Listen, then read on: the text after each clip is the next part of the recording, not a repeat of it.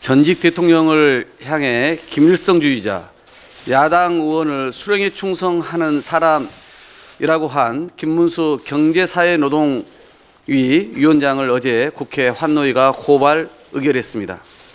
국회 모욕의 죄와 유증의 죄 혐의입니다. 김문수 경사노위 위원장의 발언은 국민 인내의 임계점을 넘었습니다. 법의 심판을 통해서 그 책임을 엄중하게 묻겠습니다. 김 위원장의 역대급 망언에 부끄러움과 반성은커녕 대놓고 편드는 여당의 행태는 더 충격적입니다. 국민의힘 비대위원장은 김일성주의자를 의심하는 사람이 김문수 뿐이겠냐라며 두둔하는 말을 보탰습니다. 일본은 조선과 전쟁한 적 없고 조선 스스로 썩어서 망한 것이라는 발언으로 물의를 일으키더니 이번엔 해묵은 색깔론으로 갈등과 분열의 정치를 조장합니다. 5.18 광주 민주화운동 북한군 개입설을 주장한 자당 의원들을 당시 비대위원장이 윤리위에 해부하고 사과한 게 불과 3년 전입니다.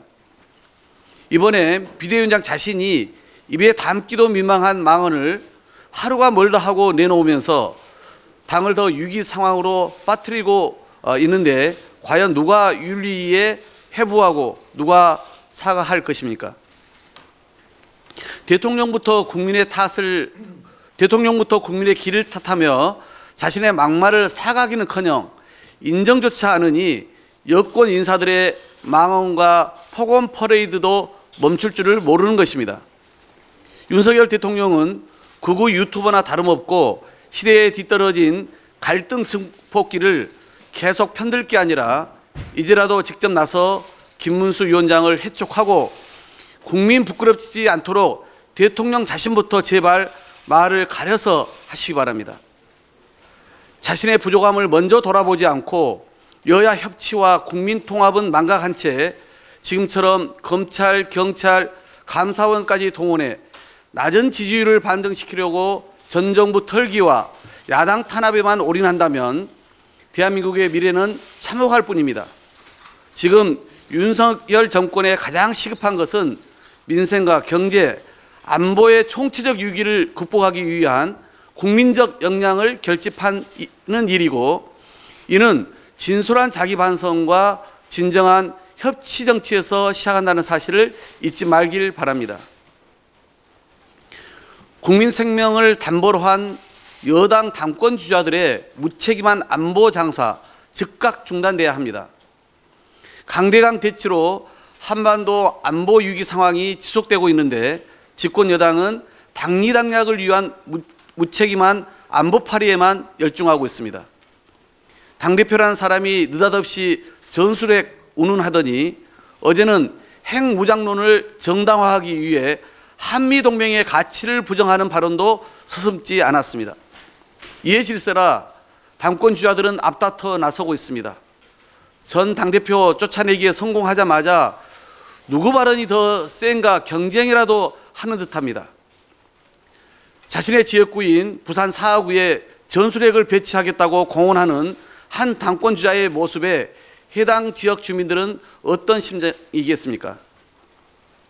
아무런 대안도 전략도 없이 전술핵 재배치, 핵무장, 9.19 합의 파기 등 마구잡이식 주장만 하는 것은 대한민국을 국제사회에서 고립시킬 뿐입니다.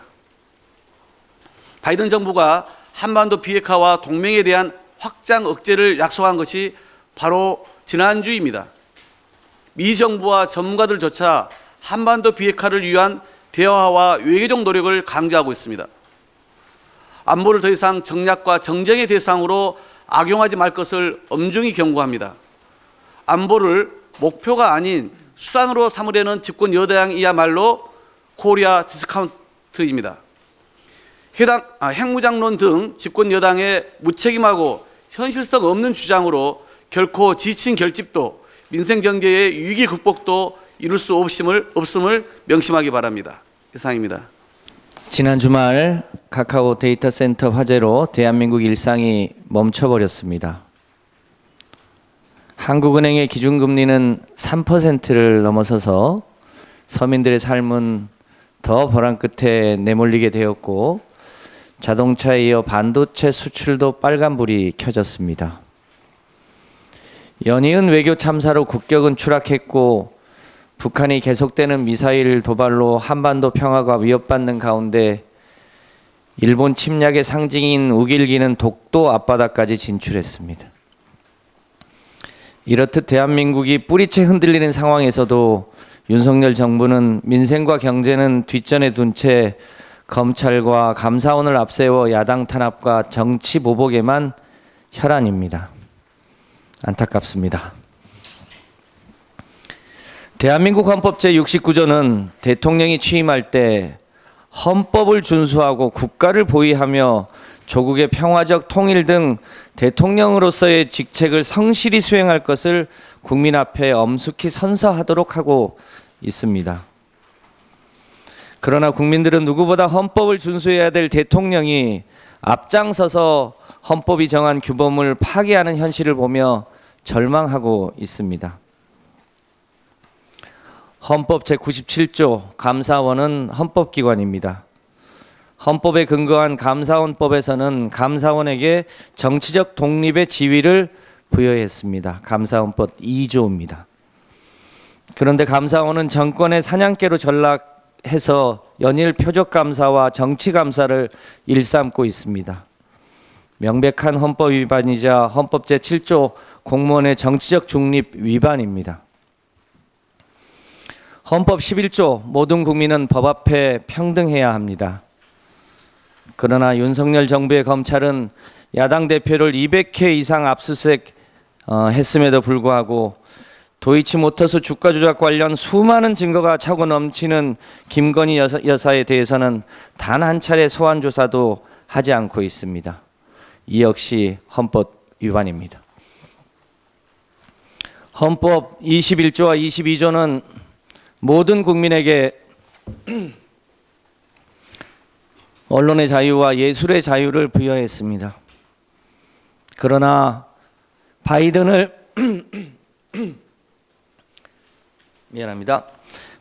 바이든이라고 방송한 MBC에게 언론의 자유는 없었고 윤석열차를 그린 고등학생에게 예술의 자유는 허용되지 않았습니다.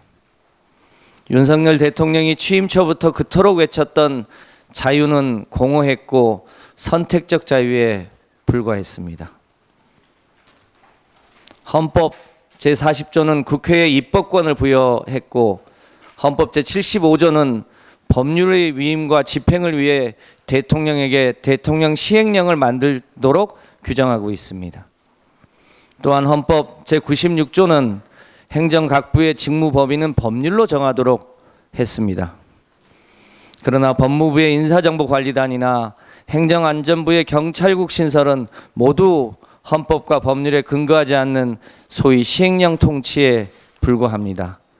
이 시행령 통치 행위는 명백한 헌법 위반이자 삼권 분립 정신을 심각하게 훼손하고 있습니다. 윤석열 대통령께 충언합니다. 대통령은 검찰총장이 아닙니다. 이제라도 취임 첫날 국민 앞에 헌법을 준수하겠다고 선언한 그대로 무너진 헌법의 가치를 회복하는 데 앞장서는 대통령이 되어주시기를 간곡히 바랍니다. 이상입니다. 덕분에를 외치며 엄지손을 받쳐들며 우리 모두가 감사를 표했던 코로나 병동 간호사들이 무급 휴직이나 공고사직 압박을 받고 있다고 합니다.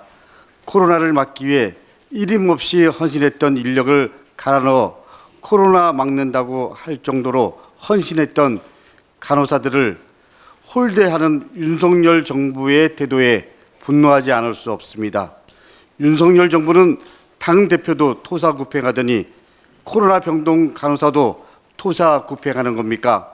양두구육에 토사구팽, 이제는 달면 삼키고 쓰면 뱉는 감탄고토 정부가 되려는 건지 묻지 않을 수 없습니다.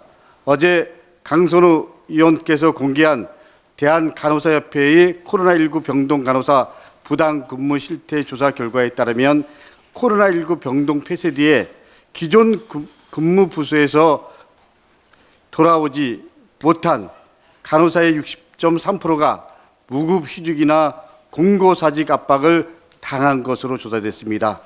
코로나19 환자 감소로 병동이 폐쇄되면서 본인 동의 없이 타 부서로 배치되거나 연차 강제 사용, 타 병동 헬퍼 역할 등 다른 압박을 경험했다고 합니다. 2019년 고용노동부가 조사한 자료에 의하면 간호사 이직률은 15.2%로 다른 산업군 이직률인 4.9%보다 거의 3배 이상이 된다고 합니다. 이외의 다른 지표들 역시 모두 걱정스러운 수준입니다. 그러나 대부분의 간호사들은 다시 유행이 확산되면 코로나19 병동 배치를 수락하겠다고 합니다. 윤석열 정부는 코로나와 같은 감염병이 발생했을 때를 대비한 음압시설을 갖춘 긴급 병상 확보에 적극 나서야 합니다. 문재인 정부에서 계획을 하고 추진했지만 여전히 잘 이행되지 않고 있습니다. 평상시 일반 환자를 수용하다가 감염병이 발생되면 동원할 수 있는 예비군 병사입니다. 윤석열 정부는 내년 7호 병상 1,700개 그리고 2,573억 원을 배정했습니다. 그러나 현장에서는 턱없이 부족한 예산이라고 합니다. 윤석열 정부는 보다 적극적으로 나서야 할 것입니다. 다시는 필요할 때 동원하고 끝나면 잉여 인력 취급을 하는 그런 사태가 반복돼서는 안 됩니다. 정권이 국민을 탄압하고 정권 유지의 수단으로 권력과 사정기관들을 악용하면 대한민국은 불행한 역사를 반복하게 될 것입니다.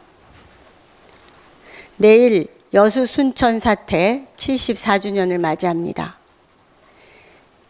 희생자분들의 명복을 빌며 오랜 세월 큰 아픔과 상처를 안고 살아오신 유가족 여러분께도 깊은 위로의 말씀을 드립니다. 내일 처음으로 정부가 주최하는 합동 추념식이 열립니다. 온전한 진상규명과 피해자 명예회복 등 법이 제정된 만큼 후속 조치가 차질 없이 추진되도록 최선을 다하겠습니다. 감사원은 헌법에 독립적 지위가 보장된 기관입니다. 그런데 감사원이 최근 윤석열 정권의 앞잡이가 되기를 작정하지 않고서는 있을 수 없는 행태를 보여주고 있습니다. 지난 13일에는 서해 공무원 피격 사건 처리와 관련해 당시 청와대 국가안보실 국방부 통일부 국가정보원 해경 관계자 등 20여 명을 검찰 수사 요청했습니다. 유병호 사무총장이 대통령실과 내통한 것도 모자라 감사위원회의 의결도 없이 수사 요청을 발표한 것은 감사원법을 부정하고 졸림마저 위태롭게 하는 범죄 행위입니다. 감사원 스스로가 정권의 앞잡이를 자처한다면 감사원장 개인을 넘어 감사원 조직은 물론이고 윤석열 정권도 자멸의 길로 들어서는 것입니다. 전직 국정원장들에 대한 국정원의 고발, 검찰과 경찰의 대대적인 압수수색과 수사, 언론에 대한 국세청의 세무조사에 이어 이제는 군사 독재 정권 시절에도 없던 감사원까지 나서고 있기 때문입니다.